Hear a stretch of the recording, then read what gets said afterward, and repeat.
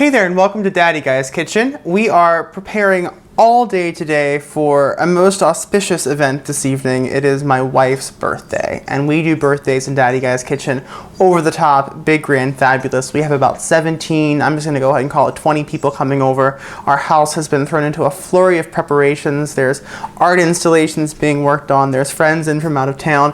It's super festive, and because of that, I have the gift of a little help with my son today, which means I can really be here and focus on creating this wonderful culinary extravaganza for our guests tonight. So I'm going to dive right in. If you haven't been watching, I have a carrot cake in the oven right now. You can click a few links over and see that carrot cake being made, but if you smell it, that's what it is. But I'm going to begin right now with a baked hot crab dip, which it's New England, winter is right around the corner, it's cold. I felt like this hot crab dip would really pair beautifully with the red meat we're going to be serving this evening. Just bring a little decadence and lusciousness, and crab is one of those ingredients that when it pops up on a menu, you know it's a celebration, you know it's something that's a couple steps ahead. So I like to think about ingredients like that when preparing for a really special event. So I have, 32 ounces of crab here, which I've got 2 pounds of crab here, go figure. And I'm just going to begin to get it into a bowl and flake off these pieces. And they do a pretty good job these days of getting all the shells and nasty bits out before they make it to you. But, run your fingers through there and make sure you're not gonna, run into anything unsavory. Another thing worth noting right now, you can make, this is a great recipe as a one-off. This doesn't have to be part of a massive whole day dinner plan. This is a great thing to bring into an office potluck or so many holiday seasons and needs for great, quick turnaround, high yield recipes, high impact recipes. So this is a great one for that too. But I love it for my needs today because it's 11:15 in the morning. Party's not until 7, but I'm doing this now. I'm going to get it ready to go, batched up, portioned out, so that when the guests get here, I can just pop this in the oven for 20 minutes or so and be good to go. So I happen to have a red pepper around. I wouldn't have sought out red pepper for this, but it's here, and I'm going to go ahead and dice it up. What I really want in this crab dip, and most important in my next steps of slicing and dicing, I want tiny uniform chunks of vegetable. I don't want anyone biting into some giant dice of red pepper. That's not the point. We want to break down and almost let the shreds of red pepper mimic the small tiny shreds of crab. And the same is going to go for our onion here, which I've already started slicing very thinly. I'm going to go ahead and get that into our crab. And I already got a head start on very thinly slicing a red onion.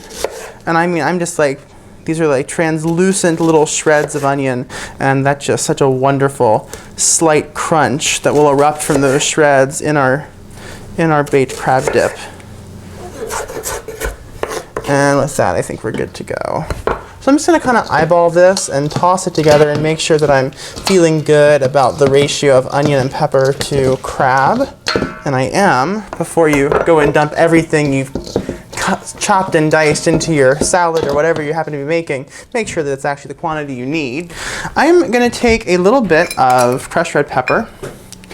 I want to have a decent amount of spice to back up to the creaminess of this dish, so I think that's probably an aggressive amount, just a little sprinkle there. That you can call that a teaspoon if you need that kind of regimented approach to things.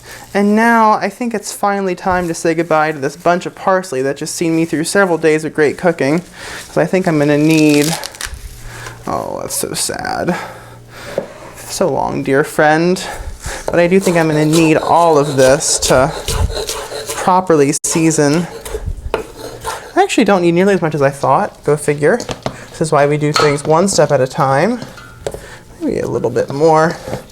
Now we get to get into the fun stuff. We got our mayonnaise here. And I'm going for 2 cups of mayonnaise. So I'm going to chill with the mayonnaise for a second and move on to our whipped cream cheese.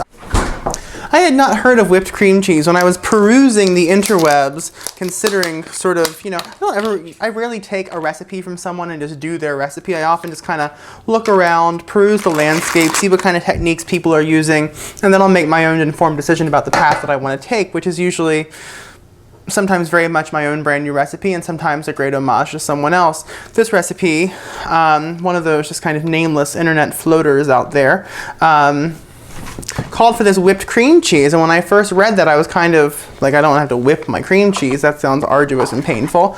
But then I was in my grocer looking through the dairy case and I found whipped cream cheese as an actual product, and I hadn't been aware of that before, so I'm very curious to see what it has to offer and bring to the table. It would appear to be exactly what it was billed as. This just seems like whipped cream cheese. What a great concept. I'm gonna go with my next ingredient, which is gonna be a healthy wallop of lemon juice. Got my handy dandy citrus juicer here. See how this fell. See how that's reacting. A little bit more lemon. Again, I'm really eyeballing this. You can feel free to taste as you go. As for me, it's a little early for crab dip at 11:25 in the morning, so it is important to taste your food as you go. I'm certainly not disagreeing with all the great chefs that remind you on TV all the time to just taste as you go. I haven't lost 50 pounds in my life by doing that, and I actually really enjoy the surprise of tasting something for the first time. You have to trust yourself. That comes with time, so feel free to taste this all you want. I'll get there. Maybe a little more coffee first. But it does look delicious. Oh, what the heck. It's Christmas. Ah!